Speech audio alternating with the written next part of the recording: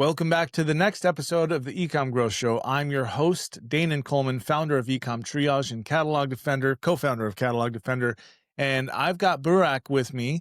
And should I be rolling the R on, is it Burak or? Yeah. Yeah, Yeah, correct. I try. Okay, cool. So, Burak, would you mind telling us what do you do? Where do you come from? And then I've prepared some questions to ask you. And I'm just going to rapid fire these things. Absolutely. Thanks for having me, man. Sure. I'm the co-founder of Forceget Supply Chain. I'm originally from Istanbul, Turkey. I've been living in Miami, Florida, last 6 years. Before that, I lived in China, Shenzhen, 2012 to 2019. I had a sourcing company, then I had a B2B brand. I was doing wholesale, and then I started selling on Amazon, and I exited. Then I realized that supply chain logistics is a complicated and unsexy business for a lot of sellers, and they don't understand. They don't want to understand. Yeah. So we wanted to bring Guilty. we wanted to bring transparency and technology into that. So that's what we have been running last 5 years. Me and my team, roughly 70 people. 70 people. Oh, wow. I only see you at the events. So, I know. But Accelerate, we had 8 people in the booth. You know, this did was you? our third Oh, year. Yeah, it was a really good event. yeah, that's awesome. Accelerate. Yeah. And I got um, some really good connections at Accelerate this year. It was excellent. Yeah, I So, agree.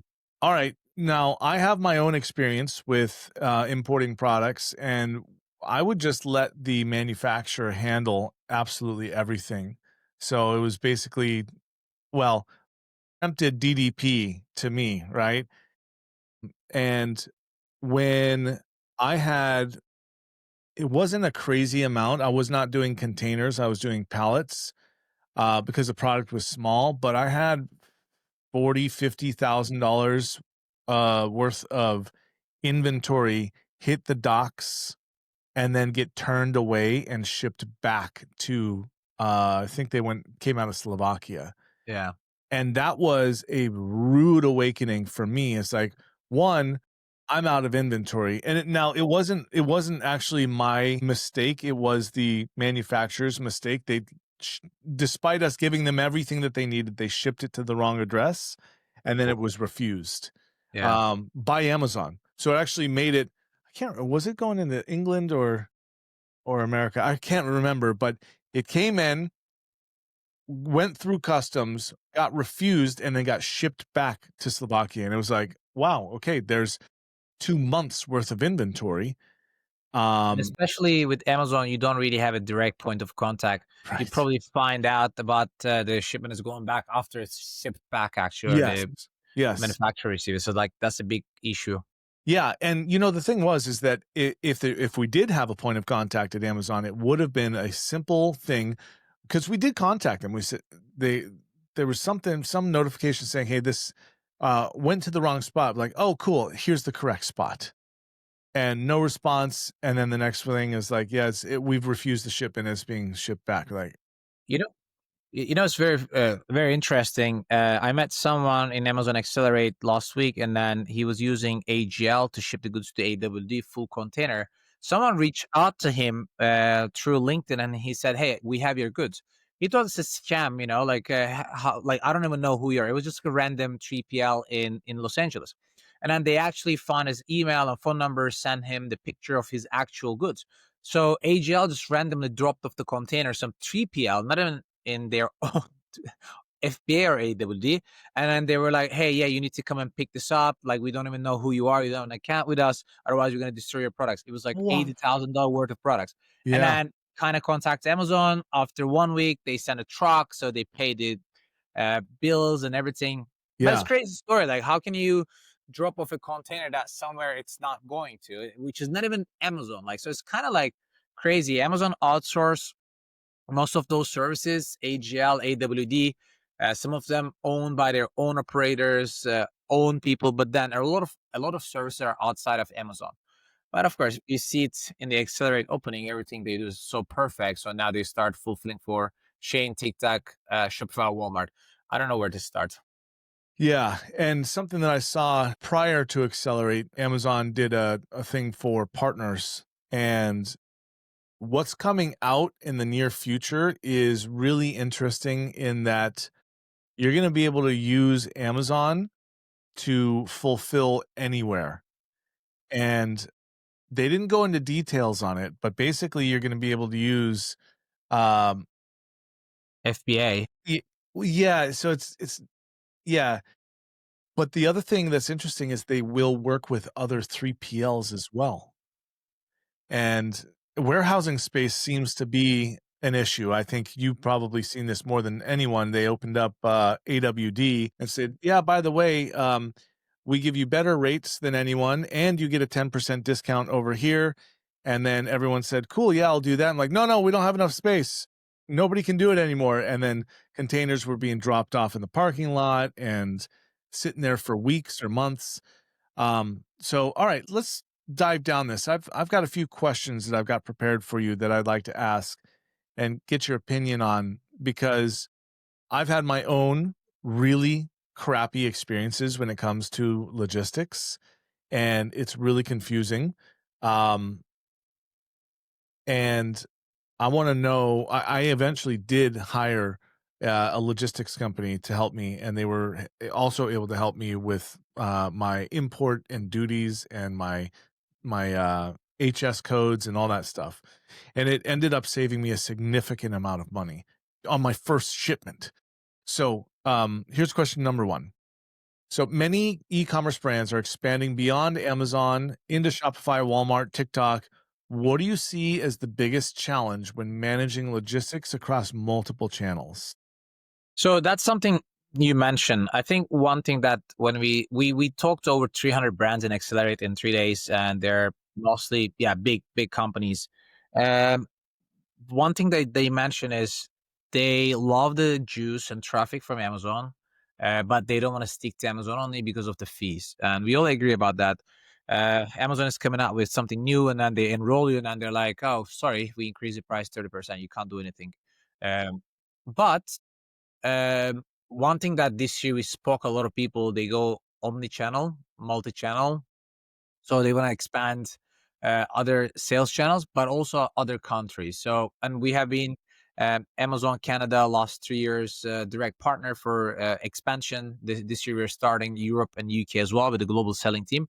One thing that I realize is convenience. People want to do something it's convenient for them. So using supplier for everything DDP, door to door, it's convenient. Yes. Using AGL and AWD, if you're selling on only Amazon FBA, I agree. It's convenient if you don't worry too much about running out of inventory, if you have enough buffer stock money, it's a great option. But the things are changing. People are more cost. They worry more about their cost, their landing cost, their profit. Margins are definitely getting tinier every year, and this is why I tell them like not to have just supplier or Amazon to manage, but you need to start looking for different partners in different part of the steps in the fulfillment pipeline.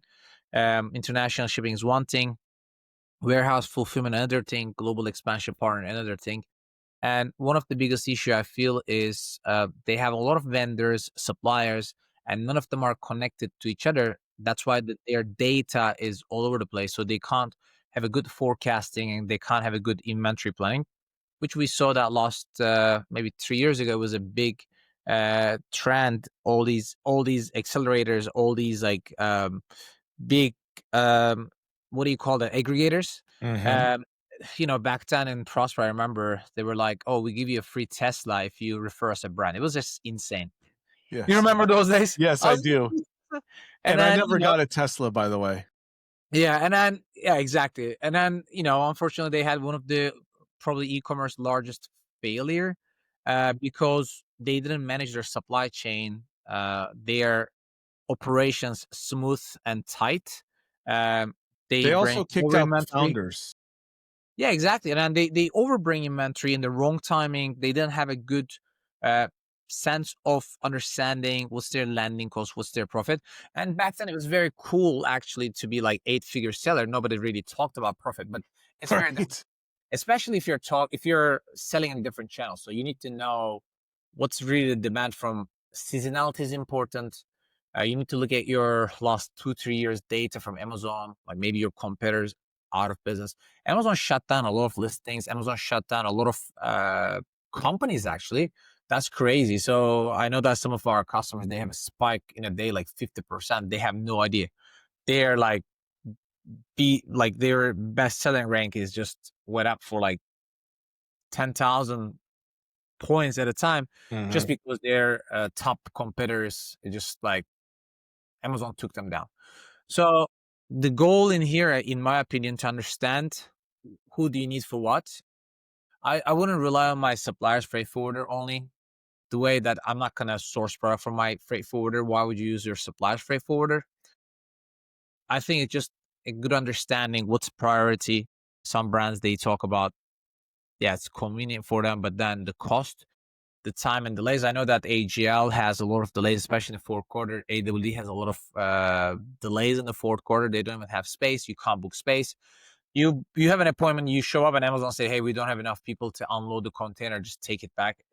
As it is like, hey, how can I take the entire container back Yeah. to? You need to do transload. So I think the industry is going more towards tailor-made solution, not just, hey, I'm gonna have one supplier or one freight forwarder handle everything, versus they either go look for a partner who can handle everything with the correct dashboard and data, which we do it, or you need to have a specific solution for specific services that you need.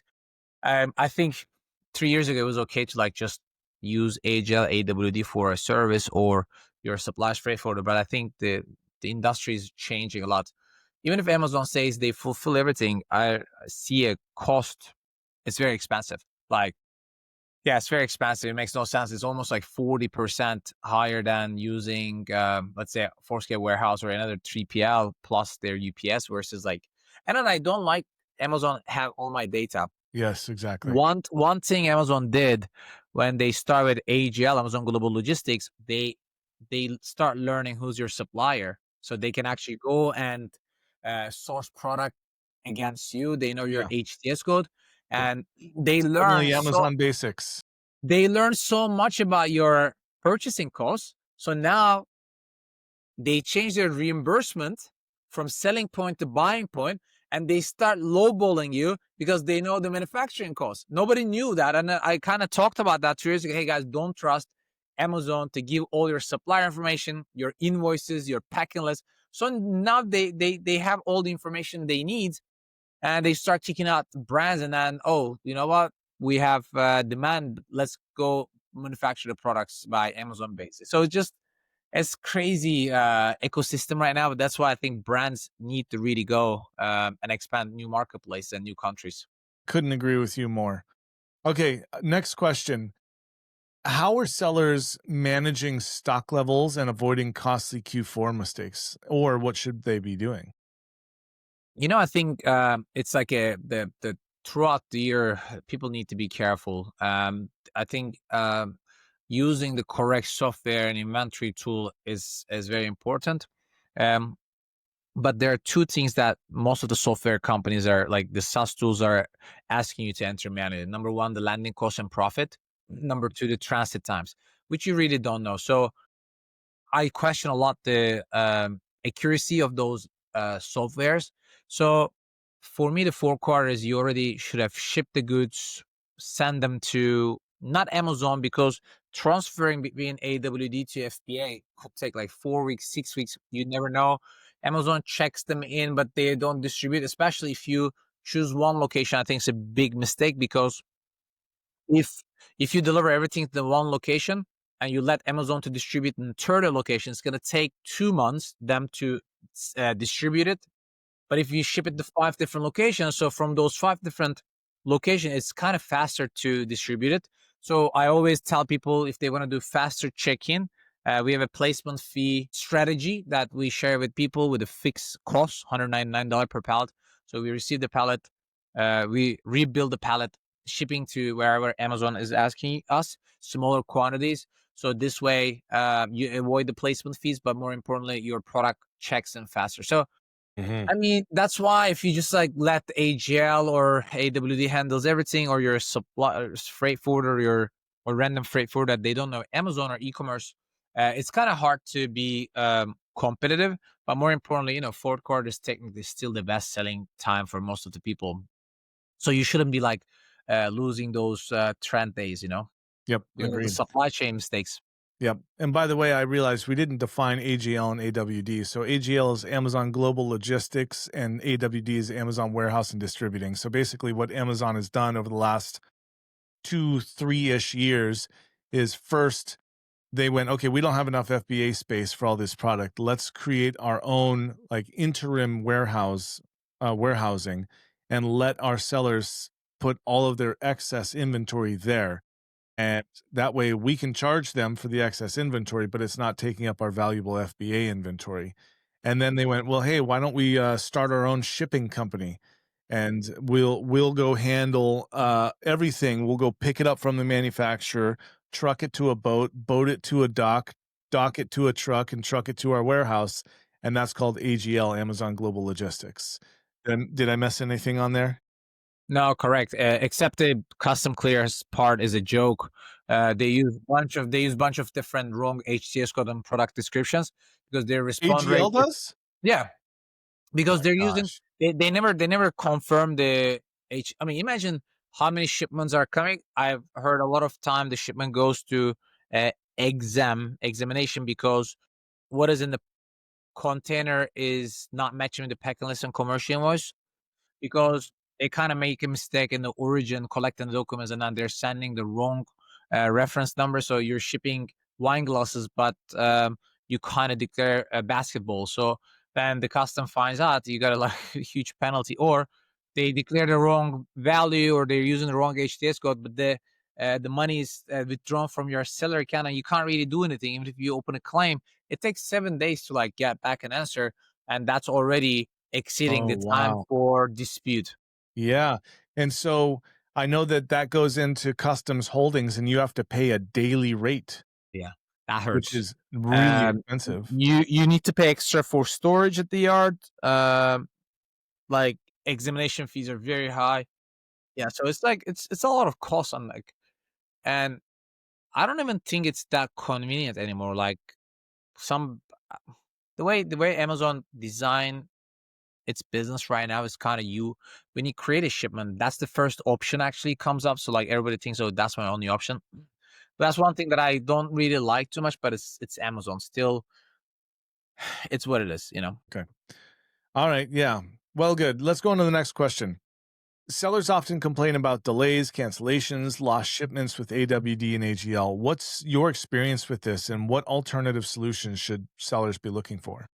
In the beginning of the conversation, I mentioned, they kind of go randomly drop off the containers to Yeah. some places, but eventually, I think um, the communication is one of the biggest issue in my opinion, because even if you have a point of contact, which Amazon is kind of improving, they assign you an account manager, those people are kind of working in the back office. They're not day to day involved in the operation. So whatever you kind of like talking to them is same as like Amazon Seller Central support. We all know how great Amazon Seller Central support, like Amazon's Seller Central support. Yes, We all I know call that. it seller supportless. Yeah, I mean, I like to talk great things about Amazon, like Me all the too. programs. Yeah, so we know that it's the same thing with the for the shipping. And some people can be like, yeah, okay, my product's delayed for 2 weeks, no problem. Uh, then there's no problem, honestly. But I think the communication is important. And one thing this year we talk about selling in new marketplaces. If you kind of let your entire inventory sit in AWD, it's like a kind of cash you tied up in your cash flow that you can't use it to distribute to other places. And a lot of people we talk in Accelerate this year, they start going into retailers. They start looking for B2B partners that they can actually do wholesale. They do Shopify, TikTok. We hear a lot of people, or they want to use their inventory, ship it to Mexico or Canada, Latam. So if the product is in AWD, it's kind of like useless. So why would you want to like tie up all that money to keep inventory if your primary sales channel is Amazon FBA? It's all right, but I don't think that's the trend, because eventually you never know. Um, Kind of running an Amazon FBA business only is risky, in my opinion. You can wake up I one day, agree. your listing is gone, Yep. your business might be gone. You probably have like family you're feeding or like employees, and then the next day you wake up, and then it's just a lot of risk to let one company entire sales, entire operation. And if you have two Couldn't container agree lost, more. AGL or AWD, you're like kind of ruined, because it's not like just you miss the sales, but also you don't have upcoming production. It's going to take another 3 months to like reorder, bring it, being in stock. So I think it's Yep. a lot of risks. I totally agree. I'm working with a client right now that got hit with in a 6-day period, got hit with over 50 one-star reviews. And their product, by the way, fraudulent reviews based off an unsubstantiated and completely false claim. And so like 50, 60 one-star reviews, and they went from a 4.3, which shows displays 4.5 stars, to a 3.6. And it killed their sales. Like this is how these people feed their families, you Yeah, know? of course.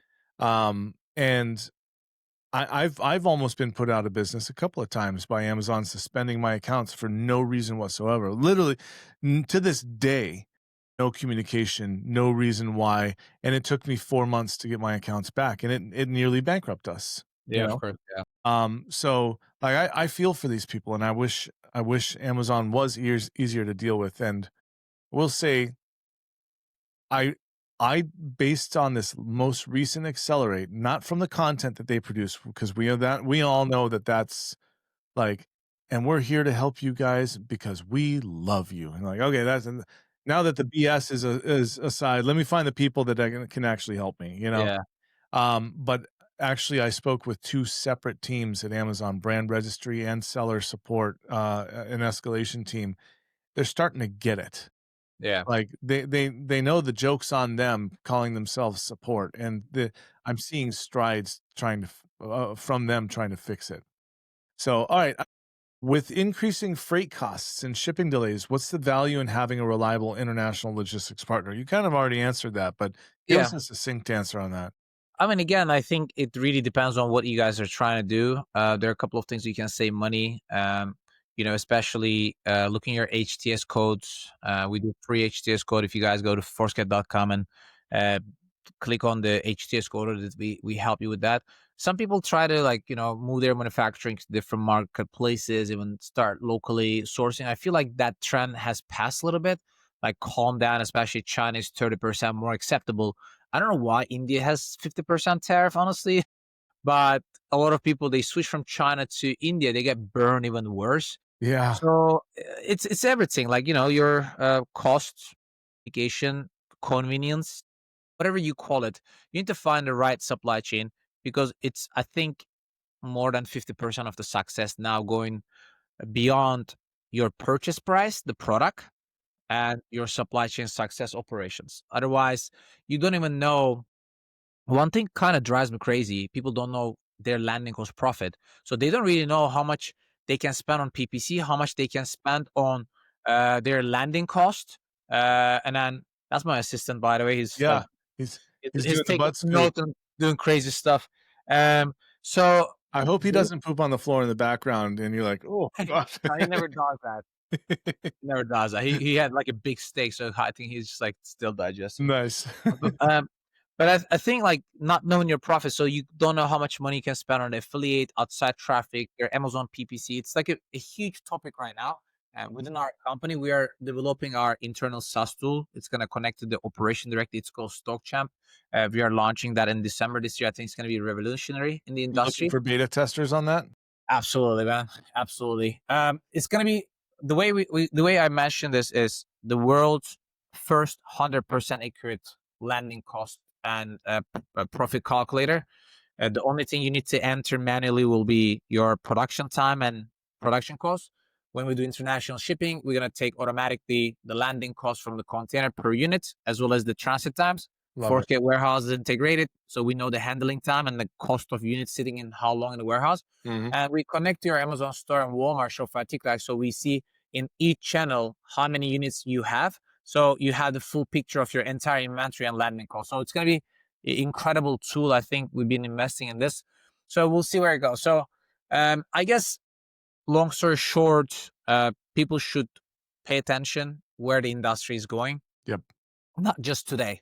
Like if Amazon announced multi-channel, they know something. They have the data, so that's why they're launching this. So Yeah, they just haven't don't. announced it. They haven't announced, I mean, we know there's been MCF for a while, but, what they announced to us partners, they've not announced to the greater masses of sellers yet, but it's coming.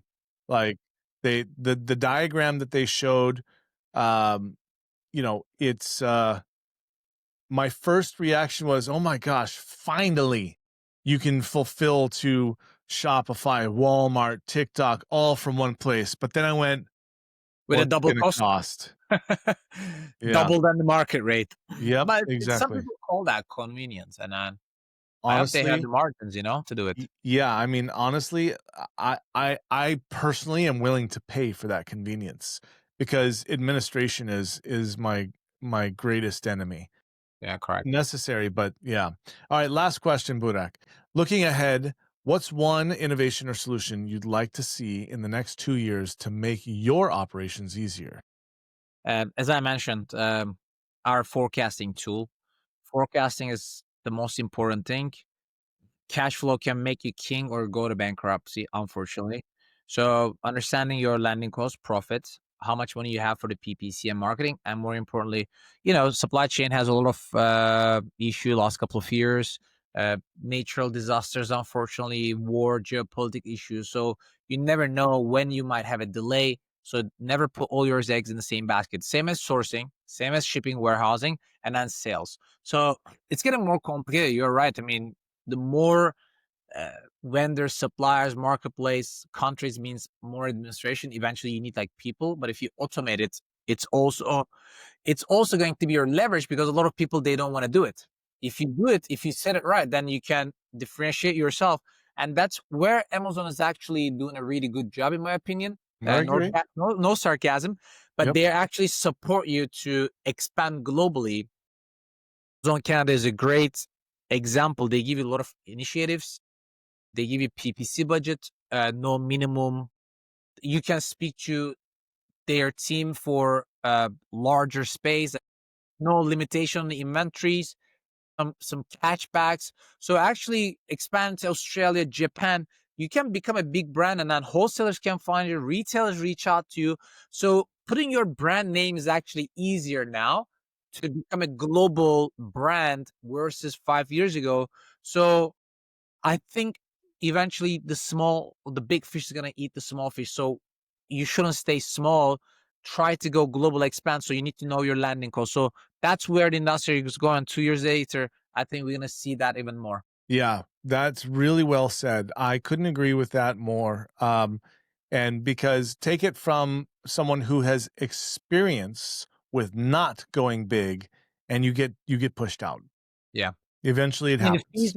the fees are eating your profit day by day. So Mhm. either you're gonna stick there small or get out of the game. Yeah, you might as well if you're gonna do it, you might as well do it right and expand, which is why, I don't do private label because of the amount of administration and what I if I was gonna do it right, I know what that takes, so I'm like, I, I'll I stick with what I'm doing." I think it's better to try it and regret it than not try it and regret it. That's That's always fair.